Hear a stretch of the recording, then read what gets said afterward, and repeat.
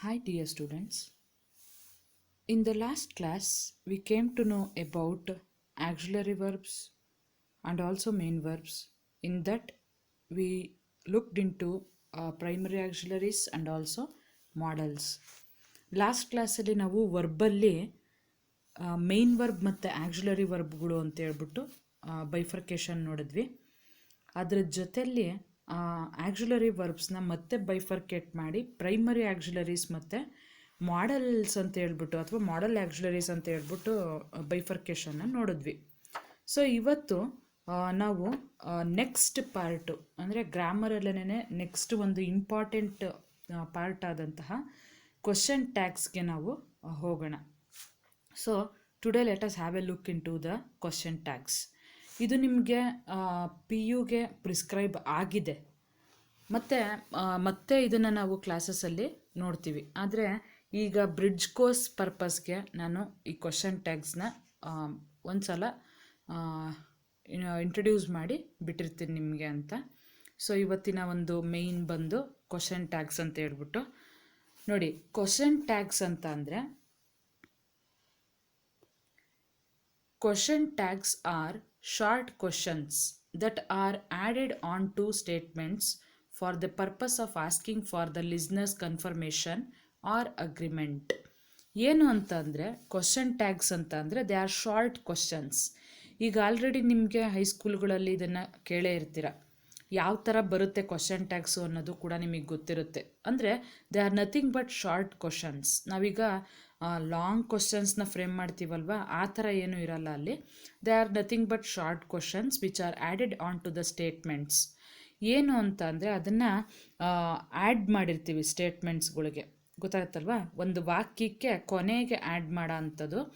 ಏನಕ್ಕೆ ಆ್ಯಡ್ ಮಾಡ್ತೀವಿ ಅಂತ ಅಂದರೆ for the purpose of asking for the listeners confirmation or agreement ಅಂತ ಹೇಳ್ತಾರೆ. ಅಂದರೆ ಅದನ್ನು ಹಾಕೋ ಅಂಥ ಒಂದು ಉದ್ದೇಶ ಏನಕ್ಕೆ ಅಂತ ಅಂದರೆ ಈ ಕೇಳುಗರಿರ್ತಾರಲ್ವ, ಲಿಸ್ನರ್ಸ್ ಅಂತ ಹೇಳ್ತಾರೆ, ಕೇಳುಗರ ಒಂದು ಕನ್ಫರ್ಮೇಷನ್ಗೆ ಅಥವಾ ಒಪ್ಪಿಗೆಗೆ, ಆಯಿತಾ.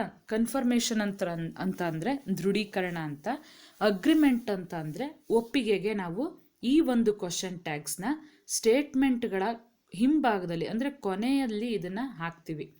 They are usually used in spoken English or in informal writing ಅಂತ ಹೇಳ್ತಾರೆ.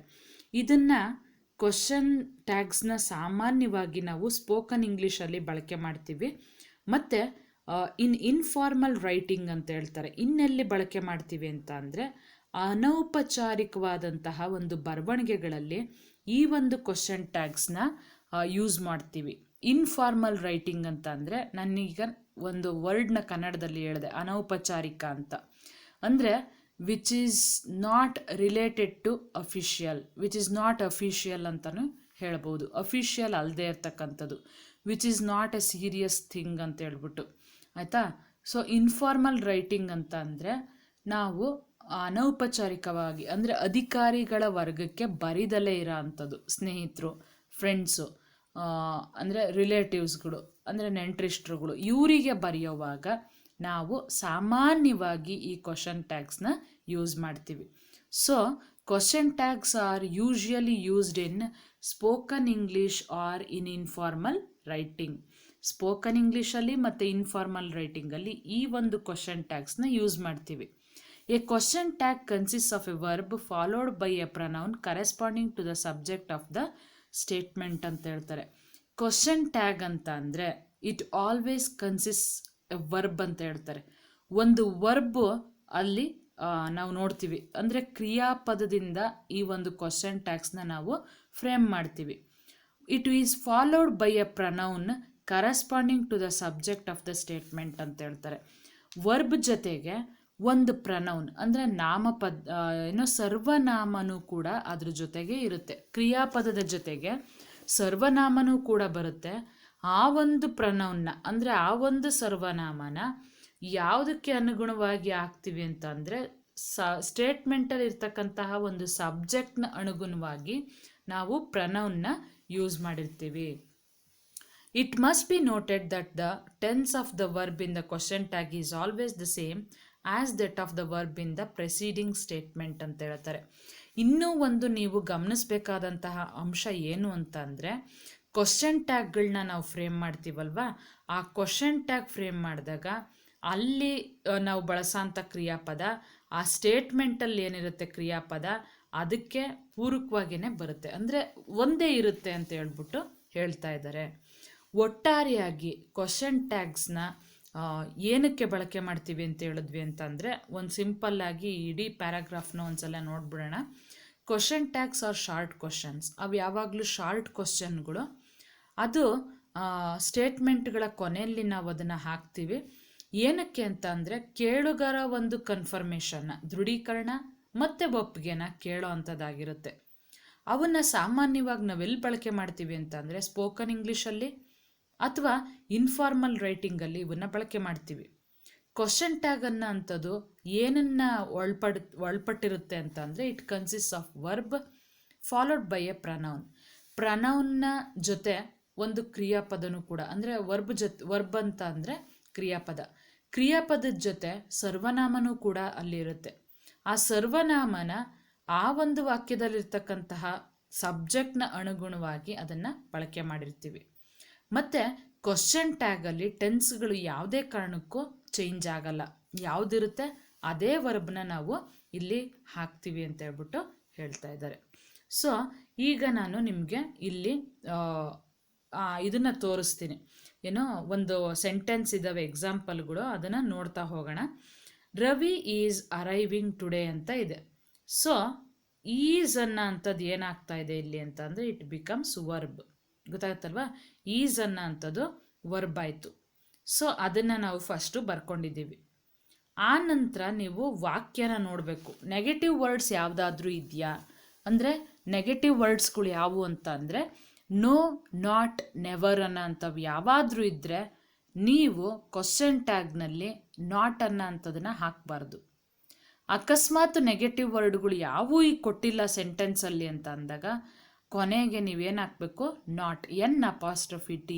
ಇಲ್ಲಿ ನೋಡ್ತಾ ಇದ್ದೀರಾ ಅಂತ ಅನ್ಕೊತೀನಿ. ಇಸಂಟ್ ಅಂತ ಆಗಿದೆ. ಈ ಥರ ಚೇಂಜ್ನ ಮಾಡ್ತೀರಾ. ಮತ್ತು ರವಿ ಅನ್ನೋ ಅಂಥದ್ದು ಏನಿದೆ ಇಲ್ಲಿ, ಇದನ್ನು ನೀವೇನು ಮಾಡಬೇಕು ಅಂತ ಅಂದರೆ, ರವಿ ಅಂತಲೇ ಇಲ್ಲಿ ಬರಿಬಾರ್ದು ಕ್ವಶನ್ ಟ್ಯಾಗಲ್ಲಿ. ಈ ರವಿ ಅನ್ನೋ ಅಂಥದನ್ನು ಪ್ರನೌನ್ಗೆ ಚೇಂಜ್ ಮಾಡಬೇಕು. ಪ್ರನೌನ್ಗೆ ಚೇಂಜ್ ಮಾಡೋವಾಗ ನೀವು ಯಾವುದ್ರ ಬಗ್ಗೆ ಗಮನ ಹರಿಸ್ಬೇಕು ಅಂತ ಅಂದರೆ, ರವಿ ಅನ್ನೋ ಅಂಥದ್ದು ಮೇಲ್ ಅಥವಾ ಫೀಮೇಲ್ ನೇಮ ಅನ್ನೋ ಅಂಥದ್ದನ್ನು ನೋಡಬೇಕು. ಪುರುಷರ ಹೆಸರ, ಮಹಿಳೆಯರ ಹೆಸರ ಅಂತ. ಸೊ ಇಲ್ಲಿ ರವಿ ಅನ್ನೋ ಅಂಥದ್ದು ಏನಾಗುತ್ತೆ, ಇದು ಪುರುಷರ ಹೆಸರಾಗಿರೋದ್ರಿಂದ ಇಲ್ಲಿ ಪ್ರನೌನ್ನ ಹಾಕೋವಾಗ ನೀವು ಹೀ ಅಂತ ಹೇಳ್ಬಿಟ್ಟು ಹಾಕ್ತೀರ. ಹೀ ಅಂತ ಹಾಕಿ ಕೊನೆಯಲ್ಲಿ ಕ್ವಶನ್ ಮಾರ್ಕ್ನ ಹಾಕಬೇಕು. ಕ್ವಶನ್ ಮಾರ್ಕ್ ಕಂಪಲ್ಸರಿ ಹಾಕಲೇಬೇಕು, ಯಾಕೆ ಅಂದರೆ ಅದು ಕ್ವಶನ್ ಟ್ಯಾಗ್ ಆಗಿರೋದ್ರಿಂದ. Ravi is arriving today, isn't he? Ravi ಇವತ್ತು ಬರ್ತಾ ಇದ್ದಾನೆ ಇಲ್ವೋ ಅಂದರೆ ಕನ್ಫರ್ಮೇಷನ್ನ ಕೇಳ್ತಾ ಇದೆ. ಗೊತ್ತಾಗುತ್ತಲ್ವ? ಬರ್ತಾ ಇದ್ದಾನೋ ಇಲ್ವೋ ದೃಢೀಕರಿಸ್ಕೊತ ಇರೋ ಅಂಥದ್ದು. ಇಲ್ಲ, ಬರ್ತಾ ಇದ್ದರೆ ಬರ್ತಾ ಇದ್ದಾನೆ ಅಂತ ಹೇಳ್ತೀವಿ, ಇಲ್ಲದೇ ಇದ್ದರೆ ಇಲ್ಲ ಅಂತ ಹೇಳ್ತೀವಿ. ಅದೇ ರೀತಿ ಎರಡನೇ ಒಂದು ಎಕ್ಸಾಂಪಲ್ನ ನಾವು ನೋಡೋಣ. ಏನು? The women can play the violin ಅಂತ ಇದೆ. ಕ್ಯಾನ್ ಅನ್ನೋ ಅಂಥದ್ದು ಇಲ್ಲೇನಾಗುತ್ತೆ, ಇಟ್ ಬಿಕಮ್ಸ್ ವರ್ಬ್ ಅಲ್ವಾ? ಸೊ ಅದನ್ನು ಇಲ್ಲಿ ಪ್ಲೇಸ್ ಮಾಡ್ಕೊತೀವಿ. ಈ ವಾಕ್ಯದಲ್ಲಿ ಕೊಟ್ಟಿರೋ ಅಂತಹ ಇಷ್ಟೂ ವಾಕ್ಯದಲ್ಲಿ ನೆಗೆಟಿವ್ ವರ್ಡ್ ಯಾವುದಾದ್ರೂ ಇದೆಯಾ? ಯಾವುದೂ ಇಲ್ಲ. ಸೊ ನಾಟ್ ಅನ್ನೋ ಅಂಥದನ್ನು ಇಲ್ಲಿ ಹಾಕ್ಕೊತೀರ, N'. ವುಮೆನ್ ಅಂತ ಇಲ್ಲಿ ಬಂತು. ವಿಮೆನ್ನ ನಾವು ಪ್ರನೌನ್ ಫಾರ್ಮಿಗೆ ಇಳಿಸಿದಾಗ ಶೀ ಅಂತ ಹೇಳ್ಬಿಟ್ಟು ಹಾಕ್ತೀವಿ. ಗೊತ್ತಾಗ್ತದೆ ಅಲ್ವಾ? ವಿಮೆನ್ ಅನ್ನೋ ಅಂಥದನ್ನು ಪ್ರನೌನ್ ಫಾರ್ಮಿಗೆ ಇಳಿಸಿದಾಗ ಶೀ ಅಂತ ಆಗುತ್ತೆ. ಕೊನೆಗೆ ಕ್ವಶನ್ ಮಾರ್ಕ್ ಹಾಕಬೇಕಾಗುತ್ತೆ. So the women can play the violin ಅಂತ ಹೇಳಿದಾಗ ಕಾಂಟ್ ಶೀ ಅಂತ, ಅವಳು ನುಡ್ಸೋಕ್ಕಾಗಲ್ವಾ ಅಂತ ಕೇಳ್ತಾ ಇರ್ತಕ್ಕಂಥದ್ದು. ಗೊತ್ತಾಗ್ತಿದೆ ಅಂತ ಅನ್ಕೊತೀನಿ. ನೆಕ್ಸ್ಟ್ ಎಕ್ಸಾಂಪಲ್ ಬಂದು ನೋಡಿ, ಐ ಆಮ್ ಯುವರ್ ಫ್ರೆಂಡ್. ಈಗ ಇಲ್ಲಿ ಆಮ್ ಅನ್ನೋ ಅಂತಹ ಒಂದು ವರ್ಡು ಬರ್ತಾ ಇದೆ ಅಲ್ವಾ? ಆಮ್ ಅಂತ ಬಂತು. ಆಮ್ ಬಂದಾಗ ಯೂಶ್ವಲ್ ಆಗಿ ನಿಮಗೆ ಒಂದು ಗಮನದಲ್ಲಿಟ್ಕೊಳ್ಳಿ, ಇದೊಂದು ಇಂಪಾರ್ಟೆಂಟ್ ಪಾಯಿಂಟ್ ನೀವು ಗಮನದಲ್ಲಿಟ್ಕೋಬೇಕಾಗಿರೋದು. ಆರ್ ಅನ್ನೋ ಅಂತಹ ಒಂದು ವರ್ಬ್ನ ಬಿ ವರ್ಬ್ನ ಹಾಕ್ಕೋಬೇಕಾಗುತ್ತಲ್ಲಿ. ಆಯಿತಾ. ಆ್ಯಮೆಂಟ್ ಐ ಅಂತ ಹಾಕಬೇಡಿ, ತಪ್ಪಾಗುತ್ತದು. ಸೊ ಆಮ್ ಅಂತ ಬಂದಾಗೆಲ್ಲನೂ ನೀವು ಆರ್ ಅಂತ ಹೇಳ್ಬಿಟ್ಟು ಅದನ್ನು ಚೇಂಜ್ ಮಾಡಬೇಕಾಗುತ್ತೆ. ಆರ್ ನೆಗೆಟಿವ್ ವರ್ಡ್ ಯಾವುದೂ ಇಲ್ಲ. ನೆಗೆಟಿವ್ ವರ್ಡ್ ಇದ್ದರೆ ಎನ್ ಅಪಾಸ್ಟ್ರಫಿ ಟಿ ಹಾಕೋ ಅವಶ್ಯಕತೆ ಇರಲ್ಲ. ಸೊ ಇಲ್ಲಿ ನೆಗೆಟಿವ್ ವರ್ಡ್ ಇಲ್ಲದೆ ಇರೋದ್ರಿಂದ ಎನ್ ಅಪಾಸ್ಟ್ರಫಿ ಟಿನ ಇಲ್ಲಿ ಹಾಕ್ತೀರ. ಆರೆಂಟ್ ಇಲ್ಲಿ ಐನ ಪ್ರನೌನ್ಗೆ ಇಳಿಸೋದಕ್ಕೆ ಸಾಧ್ಯ ಇಲ್ಲ. ಸೊ ಅದನ್ನು ಹಾಗೆ ಯಥಾವತ್ತು ಬರಿಬೇಕಾಗುತ್ತೆ. I am not I am your friend ಅಂತ ಅಂದಾಗ ಆರೆಂಟ್ ಐ, ನಾನು ನಿನ್ನ ಸ್ನೇಹಿತ ಅಲ್ವಾ ಅಂತ ಹೇಳ್ಬಿಟ್ಟು ಕೇಳ್ತಾ ಇರೋ ಅಂಥದ್ದು. ಅದೇ ರೀತಿ ನೆಕ್ಸ್ಟ್ ನೋಡಿ, ಒಂದು ಲಾಸ್ಟ್ ಎಕ್ಸಾಂಪಲ್ ಬರ್ತಾ ಇದೆ ಇದರಲ್ಲಿ. You have met Ruma, haven't you. ಈ ಹ್ಯಾವ್ ಅನ್ನೋ ಅಂಥದ್ದನ್ನು ಇಲ್ಲಿ ಬಳಕೆ ಮಾಡಿದ್ರು. ಹ್ಯಾವ್ ಬಂದಾಗ ಅವನ್ನ ಅಂಡರ್ಲೈನ್ ಮಾಡಿಕೊಂಡು ಆಕ್ಸಿಲರಿ ವರ್ಬು ಅಥವಾ ಅಲ್ಲಿರ್ತಕ್ಕಂಥ ಒಂದು ಆಕ್ಸಿಲರಿ ವರ್ಬ್ಸ್ನ ಫಸ್ಟು ಬರ್ಕೋಬೇಕು. ಹ್ಯಾವ್ ಅಂತ ಬರ್ಕೊಳ್ಳಿ. ನೆಗೆಟಿವ್ ವರ್ಡ್ ಇದೆಯಾ? ಇಲ್ಲ. ಆವಾಗ ಎನ್ ಅಪಾಸ್ಟ್ರಫಿ ಟಿ ಅಂತ ಹಾಕಬೇಕು. ಯು ಚೇಂಜ್ ಮಾಡೋಕ್ಕಾಗಲ್ಲ, ಯಾಕೆಂದ್ರೆ ಅದೇ ಪ್ರನೌನು. ಅದನ್ನು ಹಾಗೆ ಬರೀರಿ. ಸೊ ಯು ಹ್ಯಾವ್ ಮೆಟ್ ರೂಮಾ ಅಂತ ಅಂದಾಗ ಹ್ಯಾವಂಟ್ ಯು. ಗೊತ್ತಾಗುತ್ತಲ್ವ? ಈ ಥರ ಚೇಂಜಸ್ನ ಮಾಡ್ಕೋಬೇಕಾಗುತ್ತೆ. ಇದು ನಾವು ಕ್ವಶನ್ ಟ್ಯಾಗ್ನ ಹಾಕುವಂಥ ಒಂದು ಫಾರ್ಮ್ಯಾಟ್ ಅಂತ ಹೇಳ್ಬಿಟ್ಟು ಹೇಳ್ತೀವಿ. ಈಗ ನೆಕ್ಸ್ಟ್ ಸ್ಲೈಡ್ಗೆ ಹೋಗೋಣ. If the finite verb in the statement consists of only a main verb, for example gave, the auxiliary do functions as the verb in the tag. ನೋಡಿ ಏನಂತೆ ಅಂತ ಅಂದರೆ, ಇಫ್ ದ ಫೈನೈಟ್ ವರ್ಬ್ ಅಂತ ಹೇಳ್ತಾರೆ. Finite ವರ್ಬ್ಗಳು ಯಾವುವು ಅಂತ ಅಂದರೆ, finite verbs have the past or the present form ಅಂತ ಹೇಳ್ತಾರೆ. ಫೈನೈಟ್ ವರ್ಬ್ಗಳು ಬಂದ್ವು ಅಂತ ಇಟ್ಕೊಳ್ಳೋಣ. ಈಗೆಲ್ಲ ಆಕ್ಸಿಲರಿ ನೋಡಿದ್ವಿ ಅಲ್ವಾ? ಆಕ್ಸಿಲರಿ ವರ್ಬ್ಸ್ ಬದಲಿಗೆ ಫೈನೈಟ್ ವರ್ಬ್ಗಳು ಬಂದವು. ಫೈನೈಟ್ ವರ್ಬ್ಗಳು ಅಂತ ಅಂದರೆ ಅವು ಪಾಸ್ಟ್ ಟೆನ್ಸಲ್ಲಿ ಇರ್ತವೆ ಅಥವಾ ಪ್ರೆಸೆಂಟ್ ಟೆನ್ಸಲ್ಲಿ ಇರ್ತವೆ. ಆಯಿತಾ? ಪಾಸ್ಟ್ ಟೆನ್ಸ್ ಫಾರ್ಮು ಅಥವಾ ಪ್ರೆಸೆಂಟ್ ಟೆನ್ಸ್ ಫಾರ್ಮಲ್ಲಿ ಇರ್ತಕ್ಕಂಥವಕ್ಕೆ ನಾವು ಫೈನೈಟ್ ವರ್ಬ್ಗಳು ಅಂತ ಹೇಳ್ಬಿಟ್ಟು ಹೇಳ್ತೀವಿ.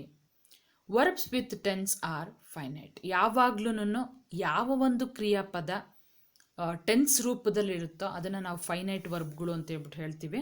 ಸೊ ಈಗ ನಿಮಗಿಲ್ಲಿ ಗಮನಿಸಬೇಕಾದಂಥ ಅಂಶ ಯಾವುದು ಅಂತ ಅಂದರೆ, ಫೈನೈಟ್ ವರ್ಬ್ಗಳು ಪಾಸ್ಟ್ ಮತ್ತು ಪ್ರೆಸೆಂಟ್ ಟೆನ್ಸಲ್ಲಿ ಇರ್ತವೆ ಅಂತ. ಪಾಸ್ಟ್ ಅಂತ ಅಂದರೆ ಭೂತಕಾಲ, ಪ್ರೆಸೆಂಟ್ ಟೆನ್ಸ್ ಅಂತ ಅಂದರೆ ವರ್ತಮಾನ ಕಾಲದಲ್ಲಿ ಇರುತ್ತವೆ ಅಂತ ಹೇಳ್ತಾರೆ. In the statement consist of only a main verb ಅಂತ ಹೇಳ್ತಾರೆ. ನಿನ್ನೆ ಅಷ್ಟೇ ಲಾಸ್ಟ್ ಕ್ಲಾಸಲ್ಲಿ ನಾವು ಮೈನ್ ವರ್ಬ್ಗಳನ್ನ ನೋಡಿದ್ವಿ. ವಾಕು, ಟಾಕು, ಗೋ, ಕಮ್, ಸಿಟ್ ಅನ್ನೋ ಅಂಥವೇನಿದ್ದಾವೆ ಅವೆಲ್ಲನೂ ಕೂಡ ಮೈನ್ ವರ್ಬ್ಗಳಾಗ್ತವೆ. ಆವಾಗ statement consist of only A main verb ಅಂತ ಹೇಳ್ತಾರೆ. ಮೈನ್ ವರ್ಬ್ ಮಾತ್ರ ಇರುತ್ತಲ್ಲಿ, ಆಕ್ಸಿಲರಿ ವರ್ಬ್ಗಳು ಯಾವು ಕೊಟ್ಟಿರಲ್ಲ. ಸೊ ಅಂಥ ಕಡೆ ಈಗ ಫಾರ್ ಎಕ್ಸಾಂಪಲ್ ಗೇವ್ ಅಂತ ಕೊಟ್ಟರು. ಇಲ್ಲಿ ಮೊದಲನೇ ಒಂದು ಎಕ್ಸಾಂಪಲ್ನೇ ನಾವು ನೋಡೋಣ. ಗೇವ್ ಅನ್ನೋ ಅಂಥದ್ದು ಇದಕ್ಕೆ ನಾವು ಏನು ಮಾಡಬೇಕಾಗುತ್ತೆ, ಈಗ ಹೆಂಗೆ ಮೇಡಮ್ ಹಾಕೋದು ಅಂತ ಅಂದರೆ, the auxiliary do functions as the verb in the tag. ಆವಾಗ ನಾವು ಆಕ್ಸಿಲರಿ ವರ್ಬ್ಸಲ್ಲಿ ಡೂ ಫಾರ್ಮ್ಸ್ನ ನಾವು ನೋಡಿದ್ವಿ, ಡೂ ವರ್ಬ್ಗಳು ನೋಡಿದ್ವಿ ಅಲ್ವಾ? ಡೂ, ಡಸ್, ಡಿಡ್ ಅನ್ನೋ ಅಂಥದ್ದು ಆ ಫಾರ್ಮ್ಸ್ನ ಇಲ್ಲಿ ಕನ್ಸಿಡ್ರ್ ಮಾಡ್ತೀವಿ. ಗೊತ್ತಾಗುತ್ತಲ್ವ? ಸೊ ಈಗ ಯಾವ ಥರ ಹಾಕಬೇಕು ಅಂತ ಅಂದರೆ, ಈಗ ನಾನು ಅಂಡರ್ಲೈನ್ ಮಾಡಿದ್ದೀನಿ ಇಲ್ಲಿ ಗೇವ್ ಅನ್ನೋದಕ್ಕೆ ನಾನು ಅಂಡರ್ಲೈನ್ ಮಾಡಿದೆ.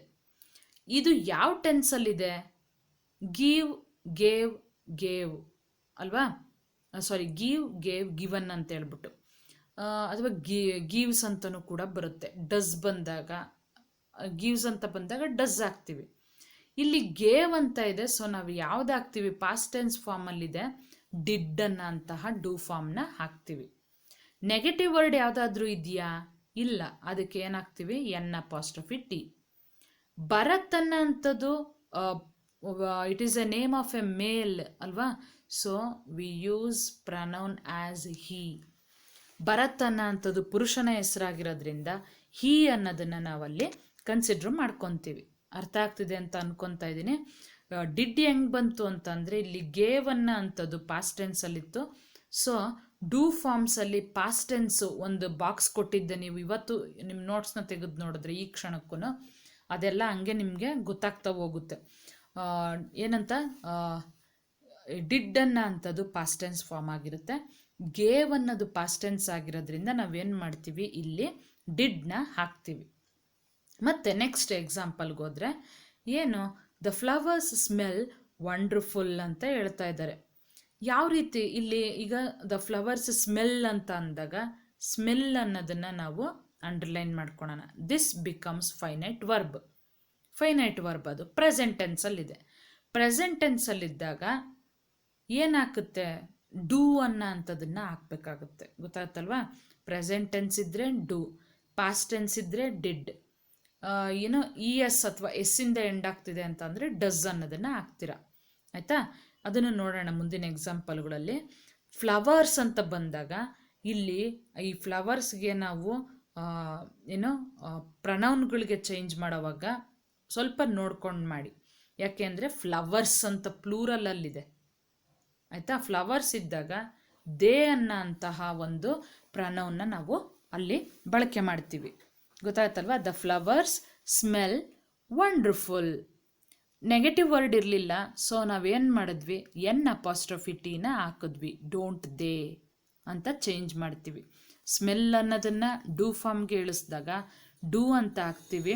ಮತ್ತು ಅಲ್ಲಿ ಯಾವುದೂ ನೆಗೆಟಿವ್ ವರ್ಡ್ ಕೊಟ್ಟಿಲ್ಲದೆ ಇದ್ದಾಗ ಏನು ಮಾಡ್ತೀವಿ ಅಂತ ಅಂದರೆ ಎನ್ ಅಪಾಸ್ಟ್ರಫಿ ಟಿ ಹಾಕಿದ್ವಿ. ಫ್ಲವರ್ಸ್ ಅನ್ನೋದು ಪ್ಲೂರಲ್ ಆಗಿರೋದ್ರಿಂದ ದೇ ಅಂತ ಹೇಳ್ಬಿಟ್ಟು ಹಾಕ್ತಾ ಇದ್ದೀವಿ. ಸೊ ಇದು ಎರಡನೇ ಒಂದು ಎಕ್ಸಾಂಪಲ್ ಆಗಿತ್ತು.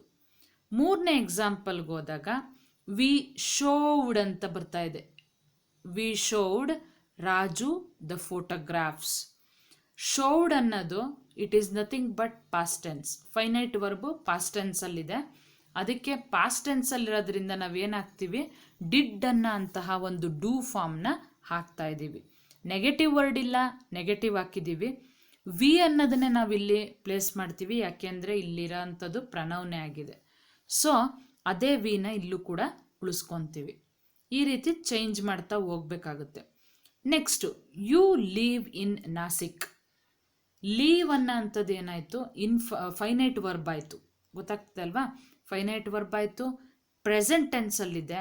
ಸೊ ಪ್ರೆಸೆಂಟಲ್ಲಿದ್ದಾಗ ಇಲ್ಲಿ ಎರಡನೇ ಎಕ್ಸಾಂಪಲ್ ನೋಡಿದ್ವಲ್ವ, ಅದನ್ನೇ ಇಲ್ಲೂ ಕೂಡ ಹಾಕ್ತೀವಿ, ಡೂ ಅಂತ ಹಾಕ್ತೀವಿ. ನೆಗೆಟಿವ್ ವರ್ಡ್ ಯಾವುದೂ ಇಲ್ಲ, ಸೊ ನಾಟ್ ಅಂತ ಹೇಳ್ಬಿಟ್ಟು ಹಾಕ್ತೀವಿ. ಡು ನಾಟ್ ಅಥವಾ ಡೋಂಟ್. ಯು ಅನ್ನೋ ಅಂಥದ್ದು ಏನಾಯಿತು, ಪ್ರನೌನ್ ಆಯಿತು. ಅದಕ್ಕೆ ಪ್ರನೌನ್ನ ಅದೇ ರೀತಿ ಉಳಿಸ್ಕೊತಾ ಇದ್ದೀವಿ. So you live in Nashik, don't you ಅಂತ ಹೇಳ್ಬಿಟ್ಟು ಚೇಂಜ್ ಮಾಡ್ತೀರಾ. Gauri does her best to win every match ಅಂತ ಒಂದು ನೆಕ್ಸ್ಟ್ ಎಕ್ಸಾಂಪಲ್ ಇದೆ. ಸೊ ಇಲ್ಲಿ ಡಸ್ ಅನ್ನೋ ಅಂಥದ್ದು ಅವರೇ ಕೊಟ್ಬಿಟ್ಟಿದ್ದಾರೆ ಎಕ್ಸಾಂಪಲಲ್ಲಿ. ಏನು ಮಾಡೋದು, ಅದನ್ನು ಹಾಗೆ ಹಾಕಿ, ಏನು ತಲೆ ಕೆಡಿಸ್ಕೊಳ್ಳೋ ಅಂಥ ಅವಶ್ಯಕತೆ ಇಲ್ಲ. ಇಲ್ಲಿ ಏನಾದರೂ ಚೇಂಜ್ ಮಾಡಬೇಕಾ ಮೇಡಮ್ ಅಂತ ಅಂದರೆ ಏನೂ ಮಾಡೋ ಅವಶ್ಯಕತೆ ಇಲ್ಲ. ಸೊ ಡಸ್ ಅಂತ ಇದ್ದರೆ ಡಸ್ ಹಾಗೆ ಹಾಕಿ, ನೆಗೆಟಿವ್ ವರ್ಡ್ ಇಲ್ಲ, ಎನ್ ಅಪಾಸ್ಟ್ರಫಿ ಟಿ ಹಾಕ್ತೀರಾ. ಗೌರಿ ಅನ್ನೋ ಅಂಥದ್ದು ಒಂದು ಹುಡುಗಿಯ ಹೆಸರಾಗಿರೋದ್ರಿಂದ ಪ್ರನೌನ್ಗೆ ಕನ್ವರ್ಟ್ ಮಾಡಿ ಅದನ್ನು ಶಿ ಅಂತ. ಸೊ ಡಸಂಟ್ ಶಿ ಅಂತ ಹಾಕಿ ಕೊನೆಗೆ question mark ಹಾಕೋದನ್ನು ಮರಿಬಾರ್ದು.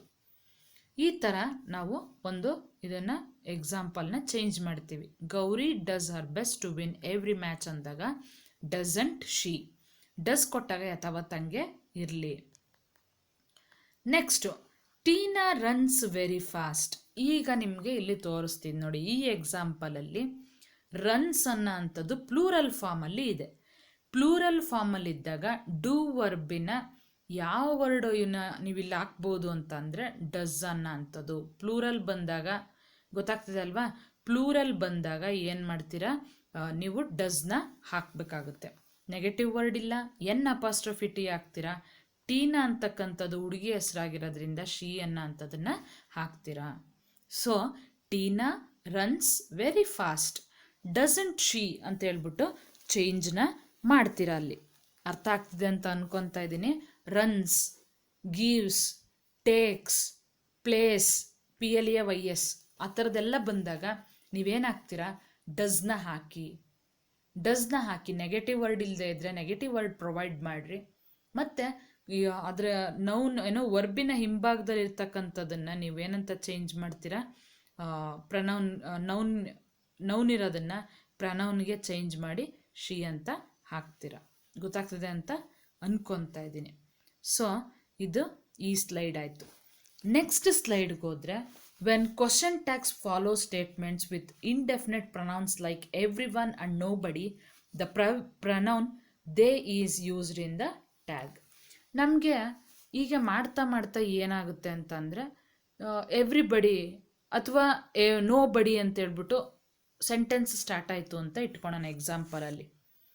Indefinite ಪ್ರೊನೌನ್ಗಳು ಅವೆಲ್ಲನೂ, every one, no ಬಡಿ ಅನ್ನೋ ಅಂಥದ್ದು. ಸೊ ಆ ಥರ ಒಂದು ನೋಡಿ ಇಲ್ಲಿ ಕೊಡ್ತಾರೆ, ಎವ್ರಿಬಡಿ ಅಂತ ಸ್ಟಾರ್ಟ್ ಆಗ್ತಾ ಇದೆ, ಎವ್ರಿಬಡಿ ಈಸ್ ಅಸ್ಲೀಪ್ ಅಂತ. ಆವಾಗ ಏನು ಮಾಡೋದು, ಯಾವ ಥರ ಪ್ರೊನೌನ್ ರೂಪಕ್ಕೆ ಇಳಿಸೋದು ಅಂತ ಅನ್ನಿಸ್ಬೋದು ನಿಮಗೆ. ಈಸ್ ಬಂದಾಗ ಈಸಂಟ್ ಅಂತನೂ ಹಾಕ್ರಿ, ಅಥವಾ ಎವ್ರಿಬಡಿ ಅಂತ ಬಂದಾಗ ಅಲ್ಲಿ ಏನಾಗುತ್ತೆ, ಆರಂಟ್ ಹಾಕೋದು ಉತ್ತಮ. ಎವ್ರಿಬಡಿ ಅಂತ ಅಂದರೆ ಪ್ಲೂರಲ್ ಫಾರ್ಮ್ ಆಗುತ್ತೆ. ಸೊ ಆರಂಟ್ ನೆಗೆಟಿವ್ ವರ್ಡ್ ಇಲ್ಲ, N' ಹಾಕಿ ದೇ ಅಂತ ಹೇಳ್ಬಿಟ್ಟು ನೀವು ಚೇಂಜ್ ಮಾಡ್ಬೋದು. ಗೊತ್ತಾಗುತ್ತಲ್ವಾ? ಎವ್ರಿಬಡಿ ಅನ್ನೋ ಅಂಥದ್ದನ್ನು ನೋಡಿ ಇಲ್ಲಿ ಯಾವ ಥರ ಚೇಂಜ್ ಮಾಡ್ತಾ ಇದ್ದೀರಾ, ದೇ ಅಂತ ಹೇಳ್ಬಿಟ್ಟು ಚೇಂಜ್ ಮಾಡ್ತೀರಾ.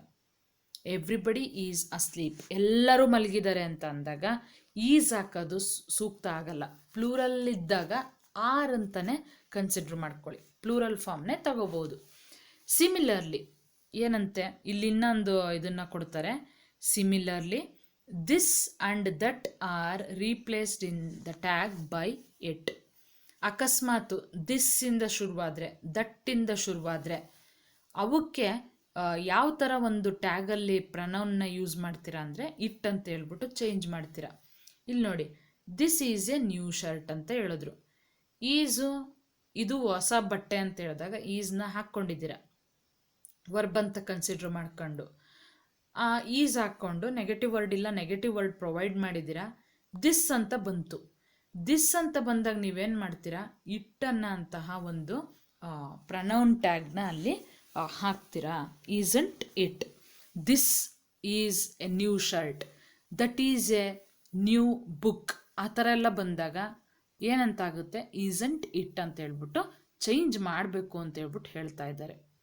Next point, all positive statements are followed by A negative tag and negative statements take A positive tag.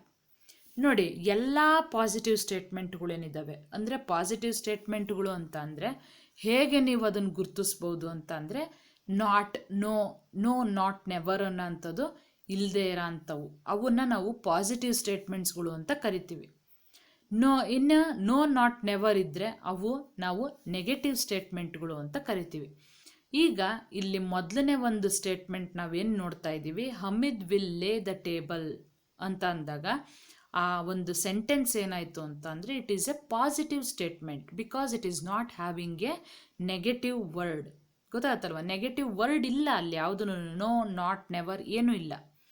Will ಅನ್ನೋದನ್ನು ನಾವು ವೋಂಟ್ ಅಂತ ಚೇಂಜ್ ಮಾಡ್ತೀವಿ. ನೆಗೆಟಿವ್ ವರ್ಡ್ ಇಲ್ಲದೆ ಇರೋದ್ರಿಂದ ನಾಟ್ನ ಪ್ರೊವೈಡ್ ಮಾಡಿ ವೋಂಟ್ ಅಂತ ಹಾಕಿ, ಹಮೀದ್ ಅನ್ನೋ ಅಂಥದ್ದು ಏನಾಗುತ್ತೆ, it is name of a male, so it is converted into he here. ಗೊತ್ತಾಗುತ್ತಲ್ವ? ಇಲ್ಲಿ ಹಿ ಅಂತ ಹೇಳ್ಬಿಟ್ಟು ಚೇಂಜ್ ಮಾಡ್ತಾ ಇದ್ದೀವಿ.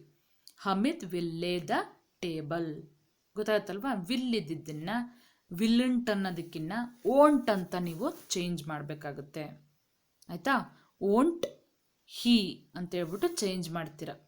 ಈಗ ಇಲ್ಲಿ ಒಂದು ನಿಮಗೆ ಇದುವರೆ ತನಕ ನೆಗೆಟಿವ್ ಇದೇ ಬಂದಿರಲಿಲ್ಲ ಎಕ್ಸಾಂಪಲ್ಗಳು, ಇಲ್ಲಿ ಬರ್ತಾ ಇದೆ ನೋಡಿ. It is not very cold. ನೋಡಿ, ನಾಟ್ ಬಂದ್ಬಿಡ್ತಿಲ್ಲಿ, ಕಾಣಿಸ್ತಾ ಇದೆಯಾ? ನಾಟ್ ಬಂದಾಗ ಏನು ಮಾಡಬೇಕು ನಾವು ಅಂತ ಅಂದರೆ, ಕ್ವಶನ್ ಟ್ಯಾಗಲ್ಲಿ ನಾವು ನಾಟ್ನ ಹಾಕಬಾರ್ದು. ಈಸ್ ಅನ್ನೋ ಅಂಥದನ್ನು ಬರ್ಕೊಳ್ಳಿ. ನೆಕ್ಸ್ಟು ಇಟ್ ಅನ್ನೋದನ್ನು ಹಾಕ್ಕೊಂಡು ಕ್ವಶನ್ ಮಾರ್ಕ್ ಹಾಕಬೇಕು. ನಾಟ್ ಹಾಕೋ ಅಂಥ ಅವಶ್ಯಕತೆಯಲ್ಲಿ ಬರಲ್ಲ. Prasad will come back. ನೋಡಿ, ಏನಂತ ಕೇಳ್ತಾ ಇದ್ದಾರೆ, ಪ್ರಸಾದ್ ವಿಲ್ ಕಮ್ ಬ್ಯಾಕ್. ಅಲ್ಲಿ ಮತ್ತೆ ವಿಲ್ ಅನ್ನೋ ಅಂಥದ್ದು ಬಂತು. ವೋಂಟ್, ನೆಗೆಟಿವ್ ವರ್ಡ್ ಯಾವುದೂ ಇಲ್ಲ, ಅದಕ್ಕೆ N' ಆಗ್ತಾ ಇದ್ದೀವಿ. ಪ್ರಸಾದ್ ಅನ್ನೋದನ್ನು ಏನೋ ಪ್ರೊನೌನ್ ಇಳಿಸಿದಾಗ ಹೀ ಬರುತ್ತೆ. ಸೊ ವೋಂಟ್ ಹೀ ಅಂತ ಹೇಳ್ಬಿಟ್ಟು ಚೇಂಜ್ ಮಾಡ್ತೀರಾ. They don't work hard. ನೋಡಿ, ಇಲ್ಲಿ ನೆಕ್ಸ್ಟ್ ಒಂದು ಇದರಲ್ಲಿ ಏನು ಬಂತು, ಡೋಂಟ್ ಅನ್ನೋದು ಬರ್ತಾ ಇದೆ. ಇಲ್ಲಿ ಡೋಂಟ್ ಬಂದಾಗ ಡೂ ಅಂತ ಮಾತ್ರ ನೀವು ಬಳಸ್ಕೋಬೇಕು. ನಾಟ್ ಅವಕ್ಕೋ ಅಂತ ಅವಶ್ಯಕತೆ ಇರಲ್ಲ. ಯಾಕೆಂದರೆ ಇಲ್ಲಿ ಏನಿದೆ, ಕೊಟ್ಟಿರೋಂತಹ ಒಂದು ವಾಕ್ಯದಲ್ಲೇನೆ ನಾಟ್ ಅನ್ನೋಂತಹ ನೆಗೆಟಿವ್ ವರ್ಡು ಇದೆ. ಸೊ ಕ್ವಶನ್ ಟ್ಯಾಗಲ್ಲಿ ಅದನ್ನು ನೀವು ಡಿಲೀಟ್ ಮಾಡಬೇಕು. ಡು, ದೇ ಅಂತ ಹೇಳ್ಬಿಟ್ಟು ಚೇಂಜ್ ಮಾಡ್ತೀರಾ. ಅರ್ಥ ಆಗ್ತಿದೆ ಅಂತ ಅನ್ಕೊತೀನಿ. ಸೊ ಇದಿಷ್ಟೂ ಕೂಡ ಪಾಸಿಟಿವ್ ಸ್ಟೇಟ್ಮೆಂಟ್ಸ್ಗಳು ಯಾವತ್ತು ನೆಗೆಟಿವ್ ಟ್ಯಾಗ್ನ ಹೊಂದಿರುತ್ತೆ, ನೆಗೆಟಿವ್ ಸ್ಟೇಟ್ಮೆಂಟ್ಸ್ಗಳು ಪಾಸಿಟಿವ್ ಟ್ಯಾಗ್ನ ಹೊಂದಿರುತ್ತೆ ಅಂತ ಹೇಳ್ಬಿಟ್ಟು ಹೇಳ್ತಾರೆ. ನೋಡಿ ಇಲ್ಲಿ ಫಸ್ಟ್ನೇದು ಮತ್ತು ಥರ್ಡು ಗೊತ್ತಾಗ್ತಿದೆಯಾ? ಯಾವುದೋ ಫಸ್ಟು ಥರ್ಡು ಏನಾಯಿತು, ನೆಗೆಟಿವ್ ಕ್ವಶನ್ ಟ್ಯಾಗ್ಗಳು ಬಂದವು. ಆದರೆ ಇಲ್ಲಿ ಸೆಕೆಂಡು ಮತ್ತು ಫೋರ್ತಲ್ಲಿ ಏನಾಯಿತು, ಪಾಸಿಟಿವ್ ಕ್ವಶನ್ ಟ್ಯಾಗು ಬರ್ತಾ ಇದೆ ಅನ್ನೋದನ್ನು ತೋರಿಸಿದ್ದಾರೆ. ಇದು ಇವತ್ತಿನ ಒಂದು ಈ ಸ್ಲೈಡಿನ ಒಂದು ಡೆಫಿನೇಷನ್ ಆಗಿತ್ತು. ಇನ್ನು ಲಾಸ್ಟ್ ಸ್ಲೈಡಿಗೆ ಬಂದರೆ, when statements are affirmative in form but are negative in meaning because of the presence of words like hardly, barely and never, they are followed by affirmative tags. ನೋಡಿ, ಕೆಲವು ಸ್ಟೇಟ್ಮೆಂಟ್ಗಳಲ್ಲಿ ನೋಡೋದಕ್ಕೆ ಪಾಸಿಟಿವ್ ಇನ್ ಫಾರ್ಮ್ ಆಗಿರುತ್ತೆ, ಏನು negative ವರ್ಡ್ಸ್ಗಳೇ ಕಾಣಿಸಲ್ಲ, no, not, never ಇವ್ಯಾವೂ ಕಾಣಿಸಲ್ಲ, ಆದ್ರೂ negative ಮೀನಿಂಗ್ನ ಕೊಡ್ತಾ ಇರುತ್ತೆ. ಸೊ ಅಂಥ ಕಡೆ ನೋಡಿ, ಯಾವ್ಯಾವ ವರ್ಡ್ಸ್ಗಳು ನಿಮಗೆ ಕಾಣಿಸಿದ್ರೆ ಪಾಸಿಟಿವ್ ಟ್ಯಾಗ್ಸ್ಗಳು ಹಾಕಬೇಕು ಅಂದರೆ, ಹಾರ್ಡ್ಲಿ ಅನ್ನೋಂಥ ಪದ ಬಂದರೆ, ಬೇರ್ಲಿ ಅನ್ನೋದು ಬಂದರೆ, ನೆವರ್ ಅನ್ನೋಂಥದ್ದು ಬಂದರೆ, ನೀವು ಟ್ಯಾಗ್ಗಳನ್ನ ಹಾಕೋವಾಗ ಅಫಿರ್ಮೇಟಿವ್ ಅಂದರೆ ಪಾಸಿಟಿವ್ ಟ್ಯಾಗ್ನೇ ಹಾಕಬೇಕು ಅಂತ ಹೇಳ್ಬಿಟ್ಟು ಹೇಳ್ತಾರೆ. Wilfred never takes time off from work, ಇಲ್ಲಿ ನೆವರ್ ಅನ್ನೋದು ಬಂತು. ಸೊ ನೆವರ್ ಬಂದಾಗ ಏನು ಮಾಡಬೇಕಾಗುತ್ತೆ ನೀವು ಅಂತ ಅಂದರೆ, ಡಸ್ ಹಾಕ್ತೀವಿ. ಡಸ್ ಏನಕ್ಕೆ ಹಾಕ್ತೀವಿ ಅಂದರೆ, ಇಲ್ಲಿ ಟೇಕ್ಸ್ ಅನ್ನೋದಿದೆ, ನೋಡ್ತಾ ಇದ್ದೀರಾ? ಟೇಕ್ಸ್ ಯಾವ ಇದರಲ್ಲಿದೆ? ಎಸ್, ಪ್ಲೂರಲ್ ಬಂತು. ಸೊ ಆ ಟೇಕ್ಸ್ ಅನ್ನೋದು ಪ್ಲೂರಲ್ ಫಾರ್ಮಲ್ಲಿರೋದ್ರಿಂದ ಡೂ ಫಾರ್ಮಿನ ಡಸ್ನ ಇಲ್ಲಿ ಹಾಕ್ಕೊತೀರ. ವಿಲ್ಫ್ರೆಡ್ ನೆಗೆಟಿವ್ ವರ್ಡು ಅಂತ ಕನ್ಸಿಡ್ರ್ ಮಾಡ್ಕೊಳ್ರಿ, ಆಯಿತಾ? ಇದು ನೆವರ್ ಅನ್ನೋದು ನೋ, ನಾಟ್, ನೆವರ್ ಅಂತ ಹೇಳಿದ್ದೆ ಆವಾಗಲೇ. ಸೊ ನೆವರ್ ಬಂದ್ರೂ ಕೂಡ ನೀವು ಇಲ್ಲಿ ನಾಟ್ನ ಹಾಕಬಾರ್ದು, ಆಯಿತಾ? ಡಸ್ ವಿಲ್ಫ್ರೆಡ್ ಅನ್ನೋ ಅಂಥದ್ದು ಏನಾಗುತ್ತೆ, ಹೀ ಅಂತ ಚೇಂಜ್ ಆಗುತ್ತೆ.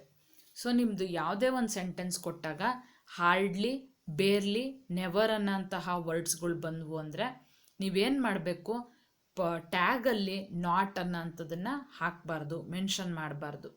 ಶಿ ಕ್ಯಾನ್ ಹಾರ್ಡ್ಲಿ ವಾಕ್ ಅಂತ ಕೊಟ್ಟಿದ್ದಾರೆ, ಹಾರ್ಡ್ಲಿ ಅಂತ ಬಂದ್ಬಿಡ್ತು. ಸೊ ನೀವಲ್ಲಿ ಏನು ಹಾಕ್ಬಾರ್ದು, ಎನ್ ಅಪಾಸ್ಟ್ರಫಿ ಟೀನ ಹಾಕ್ಬಾರ್ದು. ಕ್ಯಾನ್ ಅಂತ ತಗೊಳ್ಳಿ, ಕ್ಯಾನ್ ಬರೀರಿ, ಮತ್ತು ಪ್ರನೌನ್ನ ಶೀನ ಹಾಗೆ ಹಾಕಿ. ಗೊತ್ತಾಗ್ತದೆ ಅಲ್ವಾ? ಅದೇ ರೀತಿ ನೋಡಿ, ಅದೇ ರೀತಿ ಏನಾಗುತ್ತೆ ಅಂತಂದರೆ, ಲಾಸ್ಟ್ ಎಕ್ಸಾಂಪಲ್ ನೋಡಿ, ವಾಣಿ ಸೆಲ್ಡಮ್ ರೈಟ್ಸ್ ಲೆಟರ್ಸ್. ಇಲ್ಲಿ ರೈಟ್ಸ್ ಅನ್ನೋದು ನಮಗೆ ವರ್ಬು, ಅದನ್ನು ಎಸ್ ಫಾರ್ಮಲ್ಲಿರೋದ್ರಿಂದ ಡಸ್ ಅಂತ ಹಾಕ್ಕೊತೀವಿ. ಡಸ್ ಅಂತ ಹಾಕ್ಕೊಂಡ್ಮೇಲೆ ಸೆಲ್ಡಮ್ ಬಂತು, ಸೆಲ್ಡಮ್ ಬಂದಿರೋದ್ರಿಂದ ಎನ್ ಅಪಾಸ್ಟ್ರಫಿ ಟೀನ ಹಾಕಬಾರ್ದು. ವಾಣಿ ಅಂತಕ್ಕಂಥದ್ದು ಏನಾಯಿತು, it is a name of a female, so you have to write she ಅಲ್ವಾ? ಅರ್ಥ ಆಗ್ತಿದೆ ಅಲ್ವಾ? ಏನು ಹಾರ್ಡ್ಲಿ, ಬೇರ್ಲಿ, ನೆವರ್ ಮತ್ತು ಅದ್ರ ಜೊತೆಗೆ ಸೆಲ್ಡಮ್ ಅನ್ನೋದನ್ನು ಕೂಡ ಇಲ್ಲಿ ಆ್ಯಡ್ ಮಾಡ್ಕೊಳ್ಳಿ. ಇವ್ಯಾವ ಬಂದ್ರೂ ಕೂಡ ಹಾರ್ಡ್ಲಿ, ಬೇರ್ಲಿ, ನೆವರ್, ಸೆಲ್ಡಮ್ ಈ 4 ವಾಕ್ಯ ಪದಗಳು ಬಂದರೆ ನೀವೇನು ಮಾಡಬೇಕು ಅಂತ ಅಂದರೆ, ನಾಟ್ ಅನ್ನೋ ಅಂಥದ್ದನ್ನು ಹಾಕಬಾರ್ದು ಅಂತ ಹೇಳ್ಬಿಟ್ಟು ಹೇಳುತ್ತೆ. ಅರ್ಥ ಆಯಿತು ಅಂತ ಅನ್ಕೊತಾ ಇದ್ದೀನಿ. ಇದಿಷ್ಟೂ ಏನಾಗಿತ್ತು, ಇವತ್ತಿನ ಒಂದು ಕ್ವಶನ್ ಟ್ಯಾಗ್ಸ್ ಆಗಿತ್ತು. So thought for the day ಪಾರ್ಟಿಗೆ ಬಂದರೆ, ಒಂದು ಜಾಪನೀಸ್ ಪ್ರಾವರ್ಬ್ ಇದೆ, ಅಂದರೆ ಗಾದೆ ಅಂತ ಹೇಳ್ಬಿಟ್ಟು ಹೇಳ್ತೀವಲ್ವ, ಅದನ್ನು ಪ್ರಾವರ್ಬ್ ಅಂತ ಹೇಳ್ಬಿಟ್ಟು ಕರಿತೀವಿ. ಅದು ಏನು ಹೇಳುತ್ತೆ ಅಂದರೆ, fall 7 times and stand up 8. 7 ಸಲ ಬಿದ್ರೂ 8ನೇ ಸಲಕ್ಕೆ ಏನು ಮಾಡಬೇಕಂತೆ, ಎದ್ದು ನಿಲ್ಲಬೇಕಂತೆ. ಅಂದರೆ ಈ ಒಂದು ಪ್ರಾವರ್ಬು ಯಾವುದನ್ನು ಸ್ಟ್ರೆಸ್ ಮಾಡ್ತಾ ಇದೆ ಅಂತ ಅಂದರೆ, ಟ್ರೈ ಮಾಡೋದನ್ನು ಬಿಡಬಾರ್ದು. Try try try until you succeed ಅಂತ ಹೇಳ್ಬಿಟ್ಟು ಹೇಳ್ತೀವಿ ಅಲ್ವಾ? ಪ್ರಯತ್ನ ಪಡ್ತಾ ಇರಬೇಕು. 7 ಸಲ ಬಿದ್ದರೆ ಏನು ಬಂತು, ಒಂದು ಸಲ ಬೀಳ್ತಿದ್ದಂಗೆ 2 ಸಲ ಬೀಳ್ತಿದ್ದಂಗೆ ನಾವೇನು ಮಾಡಿಬಿಡ್ತೀವಿ, ನನ್ನ ಕೈಲಿ ಆಗಲ್ಲ ಬಿಟ್ಬಿಡೋಣ ಅಂತ ಅಂದ್ಕೊಳೋದೇ ಸಹಜ ಅಲ್ವಾ. ನನ್ನ ಕೈಲಿ ಆಗಲ್ಲ ಅನಿಸುತ್ತೆ, ಒಂದು ಸಲ ಓದಿದ್ರೆ ಹೋಗ್ತಾಯಿಲ್ಲ ತಲೆಗೆ, 2 ಸಲ ಓದಿದ್ರೆ ಹೋಗ್ತಾಯಿಲ್ಲ, ಸೊ ನನ್ನ ತಲೆಗೆ ಹೋಗ್ತಾಯಿಲ್ಲ ಬಿಟ್ಬಿಡೋಣ ಅಂತ ಬಿಡಬಾರ್ದು. ಏನಕ್ಕೆ ಪದೇ ಪದೇ ಓದ್ತಾ ಇದ್ದರೆ ಐಡಿಯಾಸ್ ಬಂದು maybe 4th or 5th time ನಿಮ್ಗೇನಾಗ್ಬೋದು, ಐಡಿಯಾಸು ಸಿಗಬಹುದು. ಅದರಿಂದ ಟ್ರೈ ಮಾಡೋದನ್ನು ಬಿಡಬೇಡಿ ಅಂತ ಹೇಳೋ ಅಂಥದ್ದು ಇದು ಜಾಪನೀಸ್ ಪ್ರಾವರ್ಬ್ ಆಗಿದೆ. Fall 7 times and stand up 8. 7 ಸಲ ಬಿದ್ರೇನು ಆಯಿತಾ, 8ನೇ ಸಲಕ್ಕೆ ಎದ್ದು ನಿಂತ್ಕೊಳ್ಳಿ ಅಂತ ಅನ್ನೋಂಥದ್ದು ಗೊತ್ತಾಗ್ತಿದೆ ಅಂತ ಅಂದ್ಕೊತೀನಿ. ಅದಕ್ಕೆ ಹಿಸ್ಟ್ರಿಲಿ ಒಂದು ಕಥೆನೂ ಬರುತ್ತಲ್ವ, ಒಬ್ಬ ರಾಜ ಸುಮಾರು ಸಲ ಯುದ್ಧನ ಸೋಲ್ತಾನೆ. ಆದರೆ ಹಂಗಂತ ಅವನು ಏನೋ ಯುದ್ಧ ಮಾಡೋವಾಗ ತಪ್ಪಿಸ್ಕೊಂಬಿಟ್ಟು ಒಂದು ಗುಹೆ ಒಳಗೆ ಹೋಗಿ ಕೂತಿರ್ತಾನೆ. ಕೂತಾಗ ಒಂದು ಜೇಡ ಮೂಲೆಯಲ್ಲಿ ಬಲೆನ ಎಣಿತಾ ಇರುತ್ತೆ. ಬಲೆ ಹೆಣೆದು ಏನು ಮಾಡುತ್ತೆ, ಅಲ್ಲಿರ್ತಕ್ಕಂಥ ಒಂದು ಇದಕ್ಕೆ ತನ್ನ ಗೂಡಿಗೆ ಹೋಗೋವಾಗ ಸುಮಾರು ಸಲ ಬೀಳುತ್ತೆ. ಸುಮಾರು ಸಲ ಬಿದ್ದು ಕೊನೆಗದು ಒಂದು ಸಲ ಹತ್ತುತ್ತೆ. ಅದನ್ನು ಹತ್ತಿ ಅಲ್ಲಿ ಏನು ಮಾಡುತ್ತೆ, ಹೋಗಿ ತನ್ನ ಏನು ತಿನ್ನೋದಕ್ಕೆ ಅಂತ ತಂದಿತ್ತು ಆ ಕೀಟನ ತಿನ್ನೋದಕ್ಕೆ, ಇನ್ಸೆಕ್ಟ್ನ ತಿನ್ನೋದಕ್ಕೆ ಅಲ್ಲಿಗೆ ತಗೊಂಡು ಹೋಗುತ್ತೆ. ಅದು ಒಂದು ಕತೆ ಆಯಿತಾ. Try then you will succeed ಅನ್ನೋದಕ್ಕೆ. ಅದರಿಂದ ರಾಜ ಪಾಠನ ಕಲಿತು ಎಷ್ಟು ಸತಿ ಸೋತ್ರೇನು ನಾನು ಈ ಸತಿ ಗೆಲ್ತೀನಿ ಯುದ್ಧನ ಅಂತ ಹೇಳ್ಬಿಟ್ಟು ಹೋಗಿ ಯುದ್ಧನ ಮಾಡಿ ಗೆಲ್ತಾನೆ. ಈ ರೀತಿ ನಮ್ಮ ಸುತ್ತಮುತ್ತನೇ ಹಲವಾರು ಹಲವಾರು ಇದನ್ನು ಕಾಂಟೆಕ್ಸ್ನ ನೋಡಿ ನಾವು ಕಲಿಯೋ ಅಂಥದ್ದು ತುಂಬ ಇರುತ್ತೆ ಪಾಠಗಳನ್ನ. ಸೊ ಇದು ಅಂಥದ್ದೇ ಒಂದು ಇದನ್ನು ನೆನಪಿಸೋ ಅಂಥದ್ದು. ಅದರಿಂದ ಈ ಒಂದು ಜಾಪನೀಸ್ ಪ್ರಾವರ್ಬ್ನ ನಿಮಗೆ ಯೂಸ್ ಆಗುತ್ತೆ ಅಂತ ಹೇಳ್ಬಿಟ್ಟು ಮೆನ್ಷನ್ ಮಾಡಿದ್ದೀನಿ. ಇಷ್ಟು ಇವತ್ತಿನ ಒಂದು ಕ್ಲಾಸ್ ಆಗಿತ್ತು. ಏನಾದರೂ ಡೌಟ್ಸ್ ಇದ್ದರೆ ಕ್ಲಿಯರ್ ಮಾಡ್ಕೊಳ್ಳಿ, ಗ್ರೂಪಲ್ಲೇ ಟೈಪ್ ಮಾಡಿಬಿಟ್ಟು ಮೆಸೇಜ್ನ ಸೆಂಡ್ ಮಾಡಿ ಅಂತ ಹೇಳ್ತಾ ಇವತ್ತಿನ ಕ್ಲಾಸ್ನ ವೈಂಡ್ ಅಪ್ ಮಾಡ್ತಾಯಿದ್ದೀನಿ. Thank you.